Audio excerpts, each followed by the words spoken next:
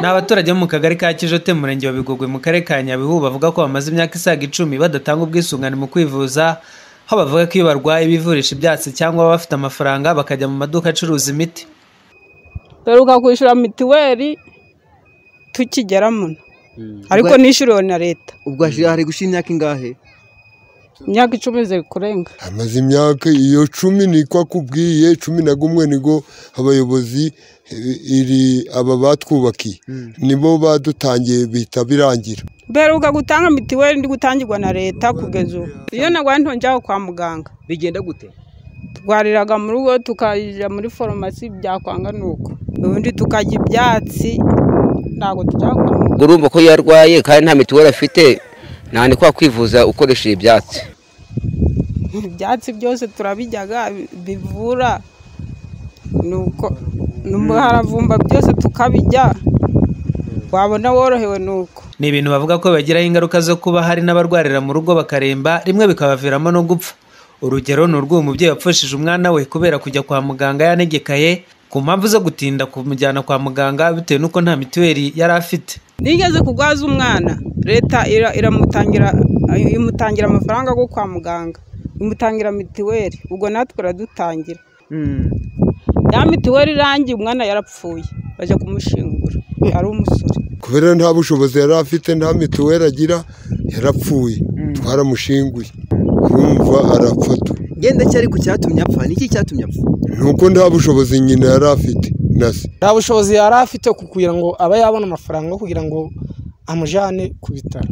Ngo byaba ngombwa we nangiye ari kwirukanga yahora nk'umuvandimwe w'umuturanyi, we nakamujugunya na 200, nakamujugunya na 500, ubwo kuma nibyo kujya byahaga binagoye ari kwirukanga ko uwo mwana.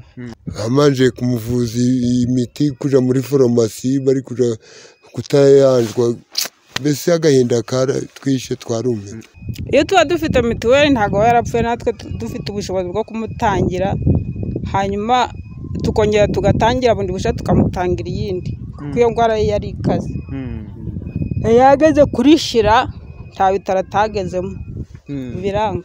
Aba baturage bakavuga ko hanini ibiterwa n'ubukene bwo kubura buryo bakwishyura mituelle de santé, maze bakayoboka imiti ya kinyarwanda bitewe nuko nta bushobozi baba bafite bwo kwirihira.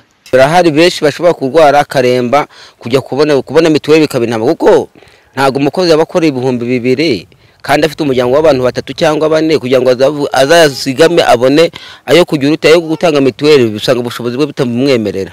Nta bushobozi dufite, turakoraga tugahaha tukabura gutanga mituweli. Umunyamabanga nshingwabikorwa w'umurenge wa Bigogwe mu karere ka Nyabihu Nsengimana Jean Claude avuga ko nta muturage wakagombye kurembera mu rugo kandi leta yaragennye amafaranga yo kugoboka abatishoboye.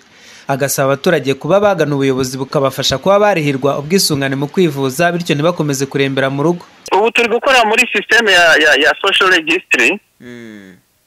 Hari abaturage benshi bishurirwa na leta, dufite imibare wenda nuko ntayifite kano kanya tuvugana, ariko buri uko badusohoreye situation ya mituweli habamo korone y'abishyurirwa na leta batoranijwe.